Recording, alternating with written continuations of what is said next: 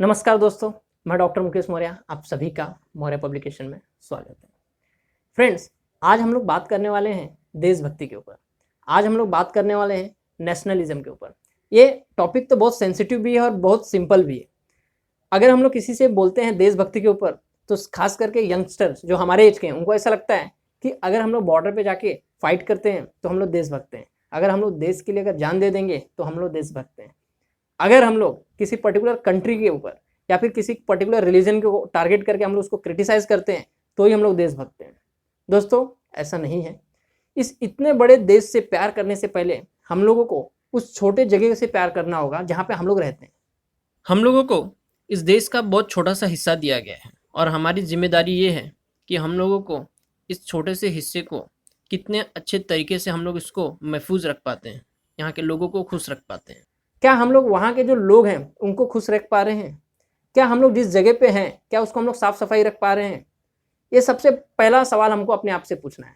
जिस जगह पे मैं रहता हूँ, अगर मैं उसको बहुत अच्छे से साफ सफाई रख पाया या फिर वहाँ पे जो भी कचरा हो रहा है, अगर मेरे को दिख रहा है कि वहाँ पे गंदगी है, कचरा है, अगर मैं किसी भी तरीके से उसको अगर साफ करवा पाता हूँ या फिर करता हूँ, तो ही ये देशभक्ति कहलाएगा।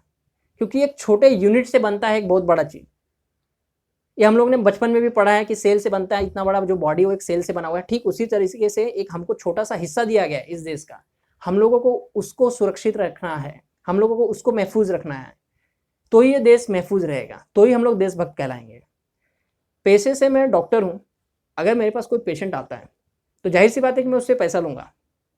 मगर अगर कोई ऐसा पेशेंट आ गया जिसके पास देने के लिए उतने ज़्यादा पैसे नहीं हैं या फिर वो उतना अफोर्ड नहीं कर सकता है, उस केस में अगर मैंने अपने फ़ी का चार्जेस कम कर दिया या फिर मेरे पास कुछ फ्री में सैंपल मेडिसिन हो और मैंने उस पेशेंट को दे दिया जिससे अगर वो ठीक हो गया, तो ये रियल में देशभक्ति है और ये हम लोगों को करना चाहिए। अगर कोई टीचर, उसके पास जब कोई स्टूडेंट्स पढ़ने आता है, अगर उस स्टूडेंट्स के पास उतना पैसा नहीं है और फिर भी अगर वो टीचर उसको पढ़ा रहा है, तो यही है रियल देशभक्ति। जो हमारे किसान भाई हैं, जो राशन का दुकान है, अगर आपके पास कोई ऐसा व्यक्ति आता है जिसके पास उतना ज़्यादा पैसा नहीं है देने के लिए, पैसे हैं मगर उतने ज़्यादा नहीं हैं, तो आप अपने जो भी अनाज का जो कीमत है उसको थोड़ा सा कम में उसको दे देते हैं, जिससे उसकी अगर मदद होती है तो वही देशभक्ति होगा। हमारे लिए देशभक्ति यही है कि हम लोग अपने आजू बाजू के लोगों को किस तरीके से उनकी मदद कर सकते हैं, यही देशभक्ति है। क्योंकि हम लोग जिस देश में रह रहे हैं, अगर उस देश के लोगों से अगर हम लोग प्यार नहीं कर सकते तो हम लोग देश से कैसे प्यार कर पाएंगे? हम लोग कैसे बोल सकते हैं कि हम लोग देशभक्त हैं? सबसे पहले हमारे जो आजू बाजू के लोग हैं, सबसे पहले हम लोगों को उनसे प्यार करना पड़ेगा। हम लोग बातें करते हैं कि हमको देश के लिए ये करना है, वो करना है, मगर हमारे जब आजू बाजू में हमारे जो रिलेटिव से कभी उनको ही जरूरत पड़ जाता है तो हम लोग सोचने लगते हैं। अभी हम लोग हॉस्पिटल में देखते हैं ये चीज़ कि कभी कोई रिलेटिव को जरूरत पड़ जाता है तो आजू बाजू वाले खाली आके देखते हैं, बोलते हैं कि ऐसा करो, मगर कोई मदद नहीं करता है। तो फिर हम लोग कैसे बोल सकते हैं कि हम लोग देशभक्त हैं? देशभक्ति स्टार्ट होती है वहाँ से जब अपने आजू बाजू के लोगों को आप मदद करते हो। और ख़ास करके जो हमारे यंगस्टर्स हैं, अब वो इतने कैपेबल हो चुके हैं कि वो सभी लोग एक एक जॉब क्रिएट कर सकते हैं।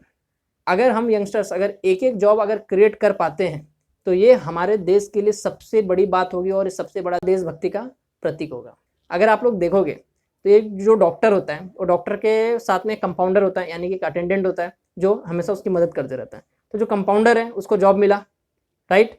ठीक उसी तरीके से जो वहाँ पे कोई काम करती है, जो झाड़ू पोछा करने का काम करती है, जो काम वाली बाई है, मौसी है, अगर उसको भी उसी ढंग से अगर जॉब मिल गया तो एक डॉक्टर ने दो लोगों को जॉब भी दिया है। ठीक उसी तरीके से ऐसे बहुत सारे यंगस्टर्स हैं जिनके पास एक कैपेबिलिटी है कि वो और भी नए नए जॉब क्रिएट कर सकते हैं अलग अलग तरीके से, और ये काम को करना भी चाहिए। इससे होगा क्या, हम लोग तो अर्निंग का सोर्स बना चुके हैं, मगर हम लोग के वजह से अगर और भी दो लोग को जॉब मिल रहा है तो हमारे लिए बहुत बड़ी बात है, ये देश के लिए बहुत बड़ी बात है, और इससे बड़ा कोई देशभक्ति नहीं होगा। जय हिंद, जय भारत।